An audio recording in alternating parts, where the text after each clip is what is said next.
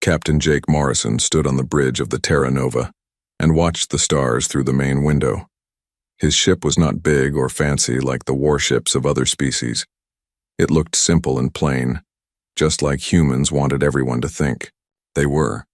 The ship moved quietly through space toward Gamma Nexus Station, carrying the most important passenger Jake had ever transported. Ambassador Lisa Rodriguez sat in her quarters, reading reports on her tablet. The reports were not good news. 17 human colonies had been attacked in the past 6 months. Thousands of people were dead. Families had been torn apart. Children had lost their parents. The Krelin Empire was responsible for all of it, and they seemed proud of what they had done. Lisa had been trying to make peace with the Krelins for 2 years now. Every meeting was the same. They would demand more territory, they would threaten more attacks, they would laugh at her when she offered compromises. But she kept smiling and kept trying to find a peaceful solution. That was what Earth had told her to do. The Terra Nova docked at Gamma Nexus 3 hours later. The station was neutral ground, built by the Galactic Federation for meetings between different species. It was supposed to be a safe place where enemies could talk without fighting. Jake watched through his window as Krelin warships surrounded the station. They were not supposed to bring weapons here, but nobody seemed to care about the rules anymore. Station Commander Alan Brooks met them at the airlock. Alan was an older man with gray hair and tired eyes. He had been running Gamma Nexus for 15 years and had seen many wars start and end. He shook hands with Lisa and Jake, but his face looked worried. "The Krelins arrived this morning," Alan said as they walked through the station corridors. "They brought 12 warships. War Commander Vexitar is leading their group. He has been making demands since he got here." Lisa nodded. She had dealt with Vexitar before. He was cruel and enjoyed causing pain to others. He saw humans as weak because they always tried to talk instead of fight. "What kind of demands?" she asked. "He wants all human colonies in the Outer Rim sectors," Alan replied. "He says if humans do not give them up willingly, the Krelins will take them by force. He also wants Earth to pay tribute to the Krelin Empire every year." Jake felt anger rise in his chest, but he kept quiet. He was just a ship captain. His job was to fly the ship and protect the ambassador. But it was hard to stay calm when he heard about innocent people being killed. The meeting room was large, with a round table in the center. Representatives from 6 different species sat around the table. The Krelins had brought 5 delegates, all wearing black armor and carrying weapons. War Commander Vexitar sat at the head of their group. He was tall with red skin and sharp teeth. His eyes were cold and mean. Lisa took her seat across from Vexitar. She placed her hands on the table and smiled politely. "War Commander, thank you for agreeing to meet with us today. I hope we can find a solution that works for everyone." Vexitar laughed loudly. The sound echoed through the room and made several other delegates look uncomfortable. "Solution? The only solution is your surrender, human. Your species has shown nothing but weakness since you joined the Federation.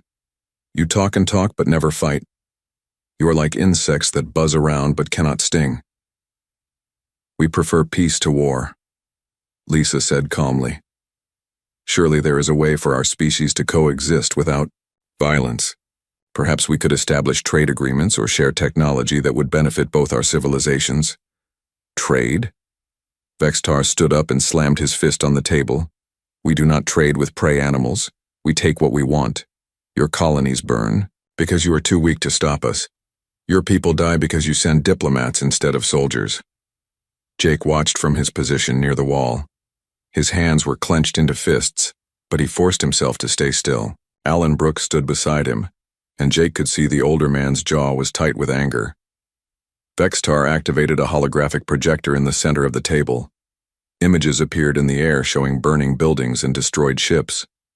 These were scenes from the human colonies that had been attacked. Jake recognized some of the places. He had visited New Phoenix Colony just 2 years ago. Now it was nothing but ash and rubble. "Look at your failures," Vexitar said with pleasure in his voice. "New Phoenix, Cedar Falls, Riverside Station, all gone, all burned, all conquered.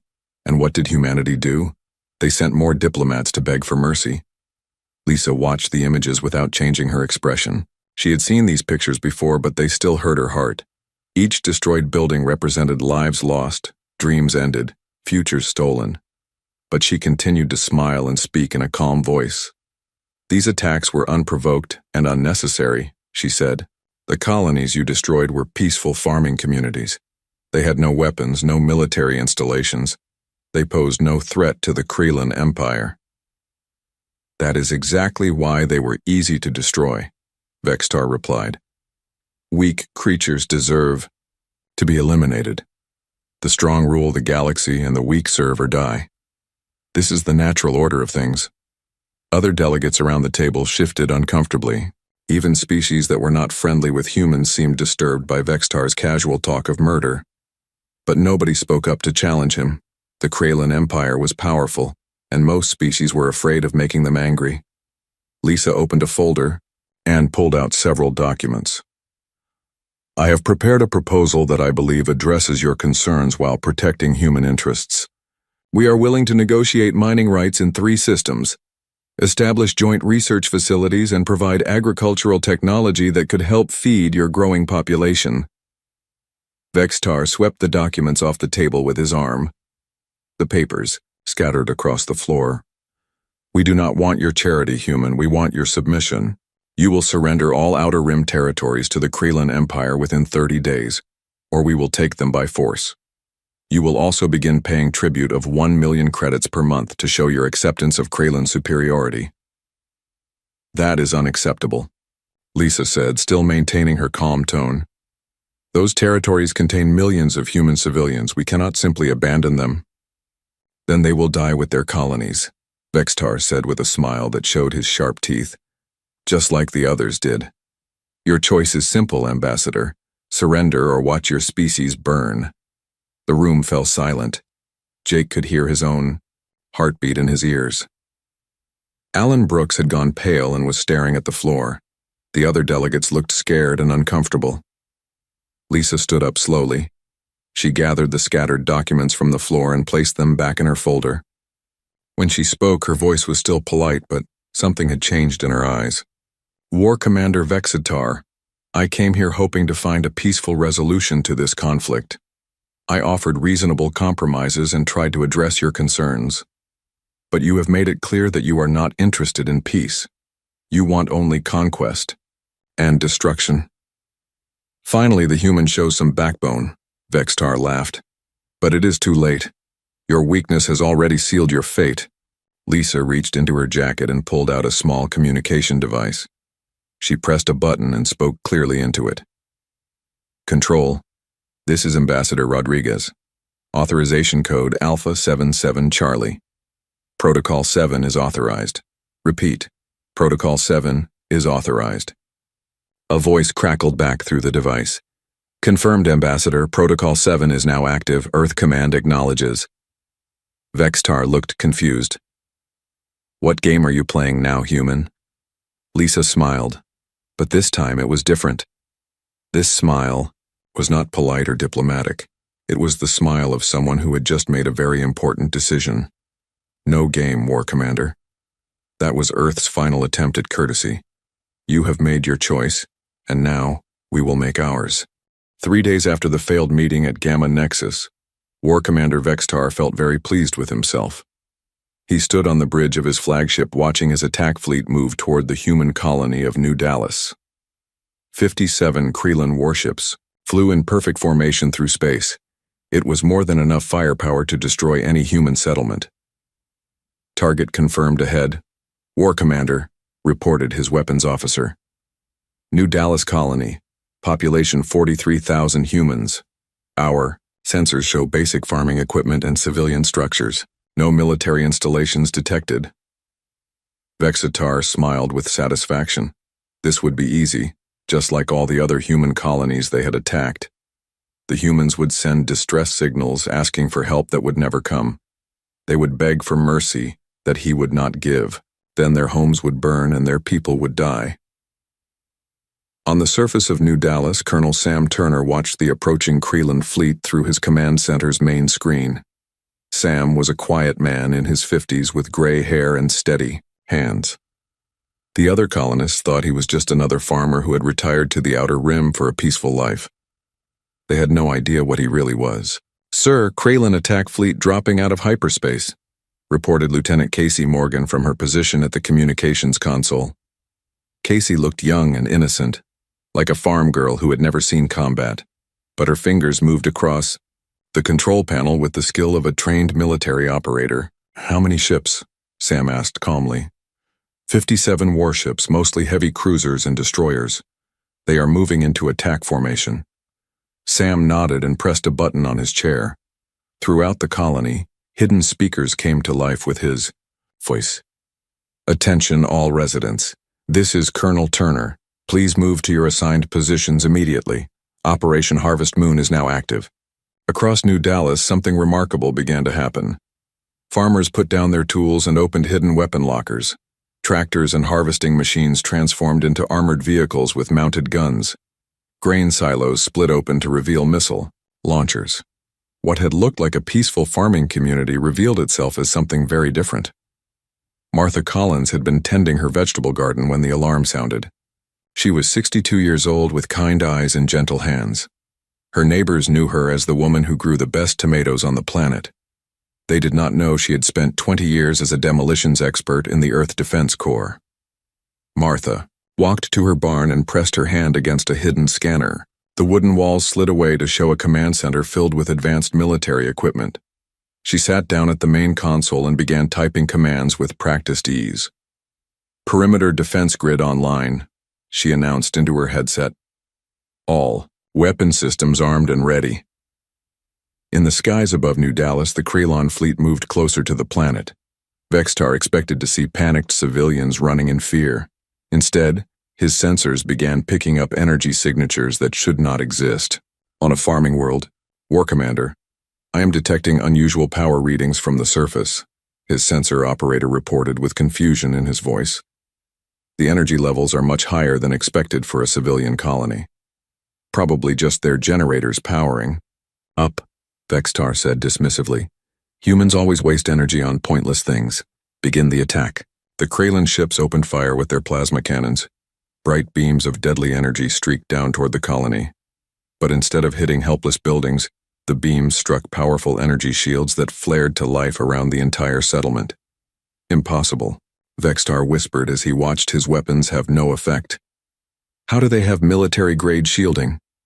His answer came in the form of missile launches from the planet's surface. Hundreds of advanced rockets shot up from concealed positions all around New Dallas. These were not simple defensive weapons.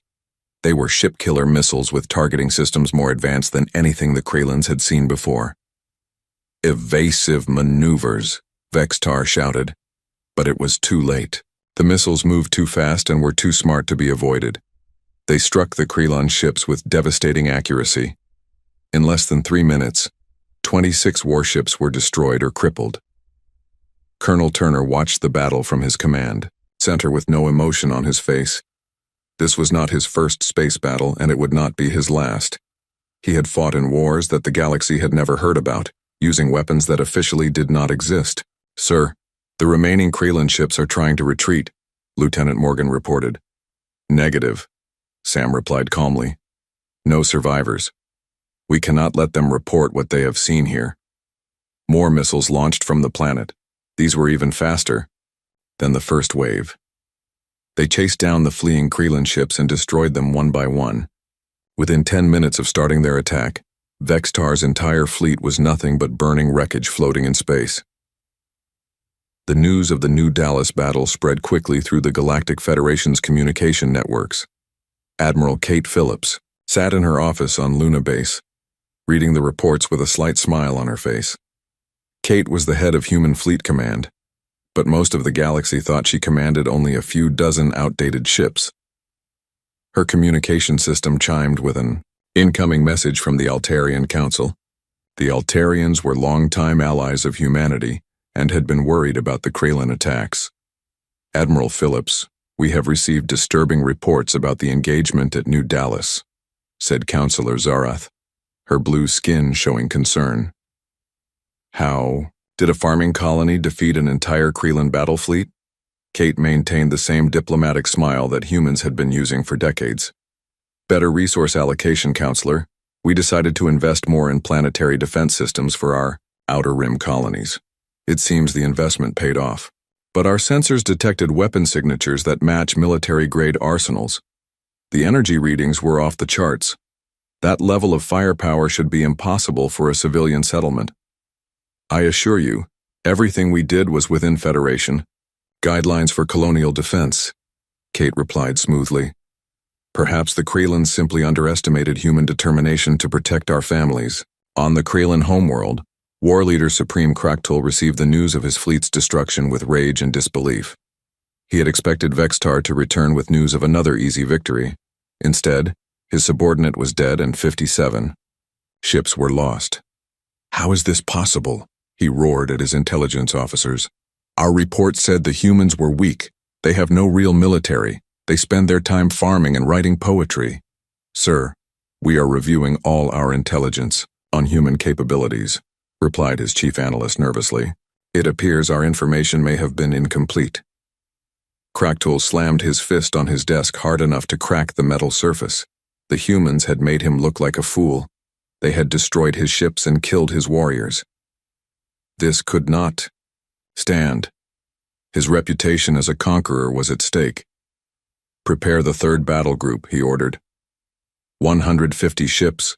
We will attack their research station at Kepler. If they want to play games with hidden weapons, we will show them what real military power looks like. Back on New Dallas, life was returning to normal. The weapon systems were hidden again, the shields were powered down, and the farmers went back to tending their crops. Martha Collins was back in her garden, watering her tomatoes as if nothing had happened.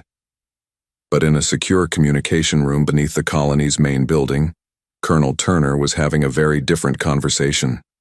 He was speaking directly with Earth Command using a quantum communication link that could not be intercepted. Sir, the Krelans took the bait perfectly, he reported to the figure on his screen. They attacked with standard force levels and tactics. We eliminated them without revealing our full capabilities. Excellent work, Colonel, came the reply. Intelligence suggests they will escalate with their next attack. Are you prepared for Phase 2? Sam Turner allowed himself a small smile. Sir, we have been preparing for this for over a century. The galaxy is about to learn what humans are really capable of when we stop being polite.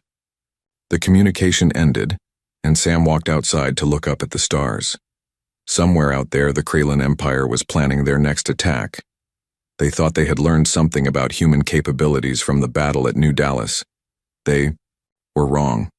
They had only seen the very tip of a very large iceberg. The mask was beginning to slip, but humanity was not ready to show their true face just yet. There were still lessons to teach, and the Krelans were eager students, even if they did not know it yet. War Leader Supreme Chronicle stood in his command center staring at the tactical display showing 150 of his best warships. The third battle group was the pride of the Krelan Empire. These ships had conquered 12 star systems and destroyed hundreds of enemy vessels.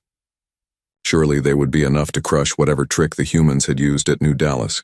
Target acquired, War Leader, reported his navigation officer. Kepler Station is directly ahead. Our intelligence shows it is a small research facility with maybe 2,000 humans aboard. Chronicle smiled with his sharp teeth showing. Good. We will make an example of this place. Record everything so the galaxy can see what happens to those who resist the Krelan Empire. The massive Krelan fleet dropped out of hyperspace at the edge of the Kepler system. What they expected to see was a small space station surrounded by a few defensive satellites. What they actually saw made several officers gasp in surprise. Kepler Station was not small. It was enormous, easily the size of a small moon. Weapons platforms surrounded it like a deadly cloud. Energy readings from the station showed power levels that should have been impossible for a simple research facility.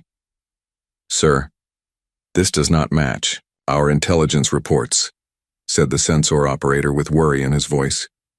The station is 10 times larger than expected, and I am reading military-grade weapons throughout the structure. Before Chronicle could respond, a communication signal came from the station. The main screen showed a human woman in a military uniform. She had short brown hair and calm eyes that seemed to look right through him. I am Commander Susan Blake of Kepler Defense Station, she said in a steady voice. You are entering human territory without permission. You have 30 seconds to reverse course and leave this system immediately. Chronicle laughed loudly. You dare threaten the third battle group with your pathetic station? We have 150 warships. You are just another human colony that thinks hiding behind walls will save you. Commander Blake did not change her expression. You have been warned. What happens next is your choice. The communication ended. Chronicle turned to his weapons officer. Destroy that station. Show them the power of the Kraylan Empire. The third battle group opened fire with everything they had. Plasma cannons, missile launchers, and energy beams all focused on Kepler Station. The amount of firepower was enough to crack a planet. But when the light from the explosions faded, the station was still there. Its shields had absorbed the entire attack without even flickering. Impossible, Chronicle whispered. Nothing can withstand that much firepower. His answer came from the station itself. Weapon ports opened all along its hull, revealing cannons that were larger than most Kraylan ships. The first shot from Kepler Station punched straight through 3 Kraylan cruisers, destroying them instantly. The second shot took out 5 more ships. Evasive action, Chronicle screamed. But his ships were too close together to maneuver effectively. The station's weapons fired again and again, each shot destroying multiple targets. The weapons were so advanced that they seemed to bend the laws of physics. On Kepler Station, Commander Blake watched the battle from her command center. The room was filled with the most advanced technology in human space, operated by officers who looked nothing like simple researchers. These were elite military personnel who had been waiting years for this moment. Ma'am, 60% of the Kraylan fleet has been neutralized, reported Lieutenant Carl Johnson from his weapons console. Remaining ships are attempting to retreat. Negative, Blake replied calmly. No survivors. We cannot allow them to report our true capabilities to their leaders. The station's weapon systems tracked the fleeing Kraylan ships with perfect accuracy. Long-range missiles launched from hidden bays, chasing down every vessel that tried to escape. Within 20 minutes, the entire third battle group was nothing but floating debris. Meanwhile, in the Sol system, Admiral Ryan Kelly received reports of the Kepler Station battle while reviewing tactical displays in his command center on Luna Base. Ryan was a tall man with gray eyes who had spent his entire life preparing for this day. Most of the galaxy thought he commanded perhaps 50 outdated human ships. The truth was very different. His communication officer looked up from her console. Sir, we are receiving multiple priority signals from across the Federation. Every major species wants to know how we destroyed the Kraylan Third Battle Group. Standard response, Ryan replied. We invested in better defensive technology, nothing more. But the questions kept coming. The Altarians, the Centauri Alliance, even the normally quiet Vegan Confederation were demanding explanations. How had humans suddenly developed weapons that could destroy entire fleets? Where had the technology come from? Why had no one detected these capabilities before? On Earth, President Helen Carter sat in her office reading intelligence reports from across the galaxy. Helen was in her 60s with silver hair and sharp intelligence. She had been planning for this moment since she was first elected 10 years ago. The reports showed that panic was starting to spread through the Federation. General Patricia Stone entered the office carrying a secure datapad.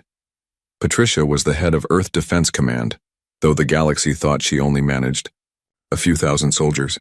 The reality was that she commanded the most advanced military force in known space. Madam President, the Kraylans are preparing for a final assault, Patricia reported. Intelligence suggests they are gathering every available ship for an attack. On Earth itself. Helen nodded. How many ships? Conservative estimates put their fleet at over 3,000 vessels. They are calling it the Great Cleansing Fleet. War Leader Supreme Chronicle plans to lead the attack personally. And our preparations? Patricia smiled grimly. The Earth Defense Fleet is ready. All hidden installations are online. The Mars shipyards have completed their final production runs. Luna Command is fully operational. We have been preparing for this day for over a century. Helen stood up and walked to her window. She could see the lights of cities across the night side of Earth. Millions of people lived normal lives down there, not knowing that their planet was about to become the center of the greatest space battle in galactic history. "What about our allies in the Federation?" Helen asked. "Most are in a state of panic," Patricia replied. "They are trying to figure out how we suddenly became so powerful. Some are even suggesting that we have been lying to them for decades about our true capabilities." "We have been lying to them," Helen said quietly. "We have been pretending to be weak when we are actually the strongest species in the galaxy. We did it because we hoped they would choose peace over war. Some did. Others chose poorly." A secure communication came in from the outer rim. It was Captain Jake Morrison reporting from the Terra Nova. His ship had been monitoring Kreelan communications and fleet movements. "Madam President, the Kreelan Great Cleansing Fleet has begun moving toward Sol," Jake reported. "Our estimates show they will arrive in approximately 18 hours. This appears to be everything they have left." Helen looked at General Stone. "Are we ready to show them who we really are?" "More than ready," Patricia replied. "The Earth Defense Fleet has been waiting a long time for this opportunity. When the Kreelans arrive, they will find out why humanity has been so patient for so long." Helen activated the communication system that connected her to every human military commander in the galaxy. When she spoke, her voice carried the authority of a species that had finally decided to stop pretending. "This is President Carter to all commands. The time for courtesy has ended. The Kreelan Empire has chosen war over peace, conquest over cooperation. They will arrive at Earth tomorrow expecting to find a defenseless world. Instead, they will discover the truth that we have hidden for a century. Prepare for final operations. It is time to show the galaxy who we really are." Across human space, fleets began moving out of hidden bases. Weapon systems powered up. Soldiers prepared for battle. The mask was about to come off completely, and the galaxy would never be the same again. War Leader Supreme COURTEOUS stood on the bridge of his command ship, watching the largest fleet in Kreelan history move through space. 3,000 warships flew in perfect formation toward the Sol system. This was every vessel the Kreelan Empire could gather, pulled from every corner of their territory. It was enough firepower to destroy entire star systems. "War Leader, we will reach the human home system in 1 hour," reported his navigation officer. "All ships are reporting ready for battle. The Great Cleansing Fleet awaits your orders." COURTEOUS felt satisfaction flow through him. The humans had embarrassed him twice with their hidden tricks and secret weapons, but no amount of trickery could stand against 3,000 ships. He would burn their homeworld to ash and make them pay for every Kreelan warrior they had killed. "Open a channel. To all ships," he commanded. "Today we end the human plague forever. Today we show the galaxy what happens to those who dare resist Kreelan might. When we are finished, Earth will be nothing but dead rock floating in space." The massive fleet dropped out of hyperspace at the edge of the Sol system.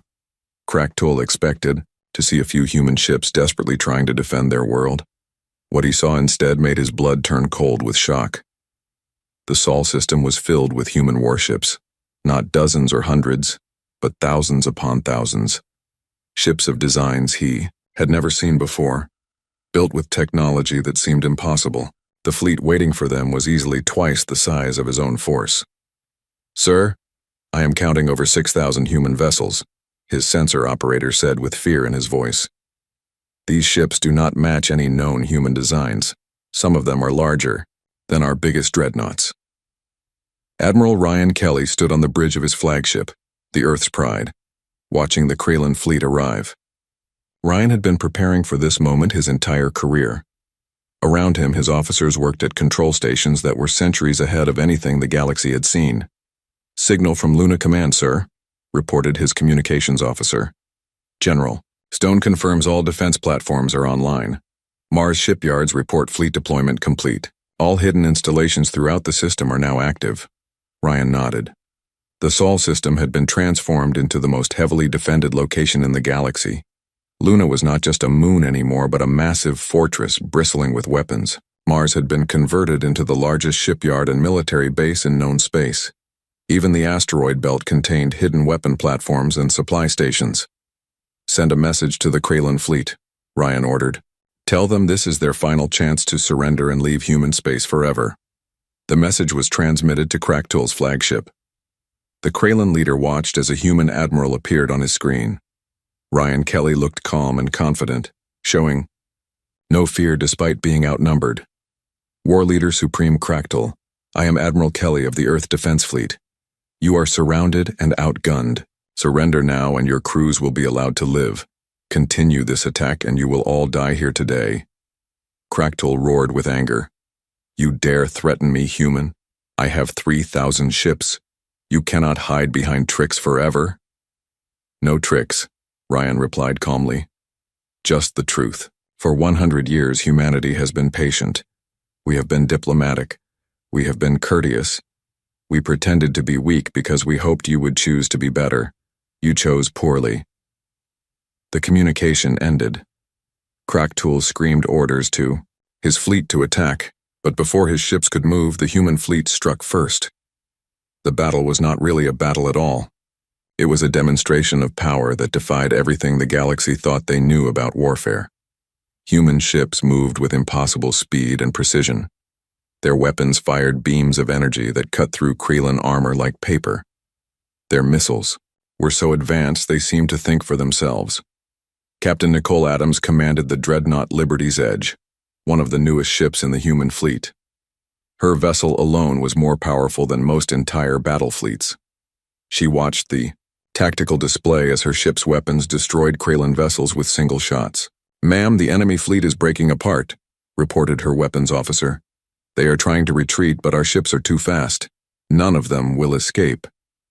Nicole opened a communication channel that broadcast to every ship in both fleets. When she spoke, her voice carried the authority of a species that had finally stopped hiding. For 100 years we have been courteous. We have been diplomatic. We have been patient. We pretended to be weak because we hoped you would choose to be better. You chose poorly. The words echoed across space as human weapons continued their devastating work. Kraylan ships exploded in brilliant flashes of light. Their shields meant nothing against human technology. Their armor was useless against human weapons. In less than 2 hours, the Great Cleansing Fleet was nothing but wreckage. War Leader Supreme COURTEOUS found himself alone on his damaged bridge, his crew dead around him. His mighty fleet was gone. His empire's greatest military force had been destroyed by humans he had thought were weak farmers and scientists. A final message came from Admiral Kelly. War Leader, your ship is the only one left. You can surrender and live to tell your people what happened here, or you can die with honor. The choice is yours. COURTEOUS looked at the tactical display showing thousands of human ships surrounding his crippled vessel. He thought about his empire, his people, his lifetime of conquest and victory. All of it meant nothing now. The humans had been playing a game he never understood, and he had lost completely. He activated his ship's self-destruct system rather than face the shame of surrender. The explosion lit up space for a brief moment, then faded to nothing. On Earth, billions of people watched the battle through live broadcasts. They had lived their entire lives thinking their planet was protected by a small defense fleet. Now, they learned the truth about what their government had been building in secret for over a century. President Helen Carter addressed the world from her office. My fellow humans, today you have seen the truth about our place in the galaxy. We are not the weak species others believed us to be. We are not the farmers and poets they thought we were. We are the most advanced civilization in known space, and we have been hiding our strength out of hope, not fear. General Patricia Stone coordinated the cleanup operations from Luna Command. The massive fortress revealed itself to the galaxy. For the first time, its weapons and defenses making it clear that Earth had never been vulnerable to attack. All Kraylan vessels destroyed, she reported to the President. Total human casualties are 0. The Sol System defense grid performed perfectly. Our ships are now moving to secure former Kraylan territories and protect civilian populations. Throughout the galaxy, the news of the battle spread like wildfire. Species that had known humans for a century suddenly realized they had never known them at all. The quiet farmers and diplomats had been hiding the most powerful military force in galactic history. Commander Eric Stone monitored communications from his intelligence vessel, listening to the panic spreading through dozens of governments. Eric had spent years gathering intelligence on other species, while they completely failed to understand what humanity really was. "Sir, we are receiving surrender offers from 17 different species," he reported to Admiral Kelly. "They are all claiming they never supported the Krelin attacks and want to establish formal peace treaties." Ryan Kelly looked out at the wreckage of the Krelin fleet floating in space around Earth. 3,000 ships reduced to scrap metal and dust. The most powerful military force the galaxy had ever seen, destroyed in a single afternoon by humans who had been pretending to be weak. "Send word to all Federation members," he ordered. "The age of Krelin aggression is over. Any species that chooses peace will find humanity to be the same neighbor we have always been. Any species that chooses war will discover what the Krelins learned today. The galaxy would never be the same." The balance of power had shifted completely, and everyone now understood that humanity had been holding back for over a century. The question that remained was simple. What would they do with their revealed power? Ambassador Lisa Rodriguez stood before the Galactic Federation Council for what she knew would be the last time in her old role. The council chamber was packed with representatives from every known species in the galaxy, but the woman who faced them now was very different from the polite diplomat they remembered. Gone was the gentle smile and soft voice. Lisa stood straight and tall, her eyes sharp and commanding. When she spoke, her words carried the weight of a species that had finally stopped pretending to be something they were not. Honored delegates, for 112 years, humanity has been a member of this federation.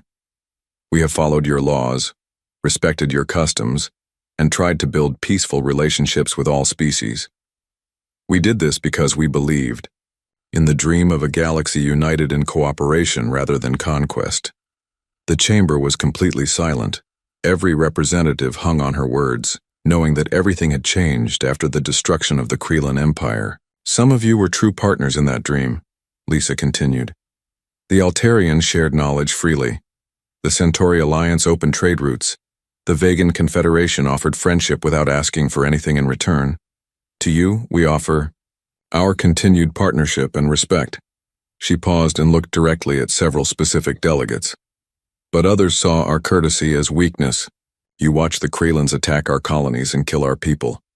You said nothing when they demanded our surrender. Some of you even encouraged them, thinking humanity was too weak to fight back." President Helen Carter appeared on the main screen, via quantum communication from Earth. The president looked tired but satisfied, like someone who had carried a heavy burden for years, and finally set it down. "The Federation has asked how humanity suddenly became so powerful," Helen said. "The answer is simple. We were always this powerful. We chose to hide our strength because we hoped you would choose to be better than your warlike ancestors." Holographic displays activated throughout the chamber, showing images that shocked the assembled delegates. Human colonies that everyone thought were small farming settlements revealed themselves as massive industrial complexes. Research stations showed their true nature as military installations. Trade ships opened hidden weapon bays. "Every human colony has been a fortress," Helen continued. "Every research station has been a military base. Every trade vessel has been a warship in disguise. We have been building the most advanced civilization in galactic history while pretending to be simple farmers and scientists." Admiral Kate Phillips stepped forward to address the council. For decades, other species had thought she commanded a small fleet of outdated ships. Now they learned she was the head of the most powerful military force in known space. "Our technology is centuries ahead of anything you possess," Kate explained. "We developed faster-than-light travel while most of you were discovering fire. We built quantum computers while you were using mechanical calculators. We mastered genetic engineering while you were learning basic agriculture." The Altarian representative, Counselor Zarath, spoke up with confusion in her voice. "But why? Why hide such capabilities? Why pretend to be weak when you could have ruled the galaxy?" Lisa smiled, but it was a sad smile. "Because we hoped you would prove that ruling was not necessary. We wanted to see if species could work together as Equals instead of living under the boot of conquerors. Some of you gave us that hope. Others proved we were naive to believe in it. Captain Jake Morrison entered the chamber carrying a data pad filled with intelligence reports. His ship, the Terra Nova, had been monitoring communications across the galaxy since the battle at Earth. What he had discovered painted a clear picture of which species had been humanity's true allies. We have evidence that 47 different species knew about Krelin plans to attack human colonies, Jake announced. 31 of those species actively encouraged the attacks. 12 provided intelligence to help the Krelins target civilian populations. Only 8 species warned us or offered assistance. The chamber erupted in nervous chatter as delegates realized humanity had been watching and listening to everything. Their private communications, their secret meetings, their hidden agendas. Humans had seen it all. General Patricia Stone appeared on another screen, broadcasting from Luna Command. Behind her, the massive fortress showed its true size and power. For the first time, weapon systems that could crack planets were clearly visible in the background.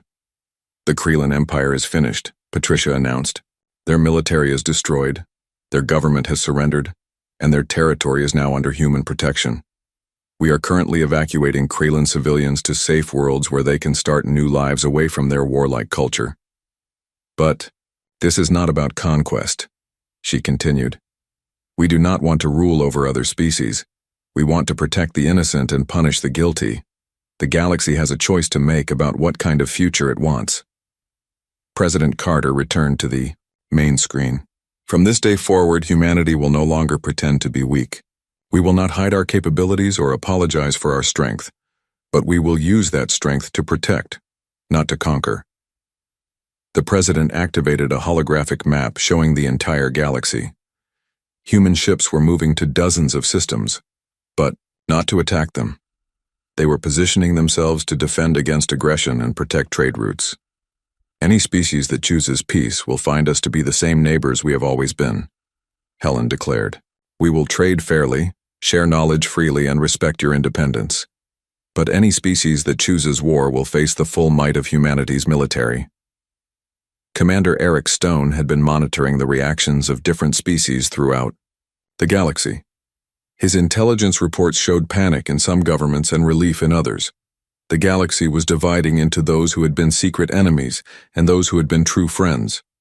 Madam President, we are receiving formal surrender. Documents from the Zephyr Consortium and the Rigel Federation, Eric reported. Both groups were planning to follow the Krelin example. They are now requesting mercy and offering full cooperation. Lisa looked around the council chamber one final time. Some delegates looked terrified, others seemed relieved, and a few appeared angry that their secret plans had been exposed. The age of hidden weakness is over, she announced. Humanity will no longer sacrifice our people for the comfort of those who mistake kindness for cowardice. We tried to show you a better way through, example. Since that failed, we will show you a better way through strength. She gathered her documents and prepared to leave. This council can choose to work with us as equals, or it can become irrelevant. The Federation we joined no longer exists. What takes its place depends on the choices you make in the coming days. As Lisa walked out of the chamber, she knew she would never return as a beggar asking for peace. If she came back, it would be as the representative of the most powerful species in the galaxy, negotiating from a position of absolute strength. Behind her, the delegates began the difficult process of adjusting to a new reality. The galaxy had changed forever, and everyone now understood that humanity had been restraining itself for over a century, not out of fear, but out of hope. That hope had been proven false by those who chose war over peace. Now the galaxy would learn what happened when humanity stopped being patient and started being honest about who they really were. The last warning had been given, and it had been ignored. Now there would be no more warnings, only consequences for those who chose poorly, and protection for those who chose wisely. Earth's children were no longer pretending to be weak, and the galaxy would never be the same again.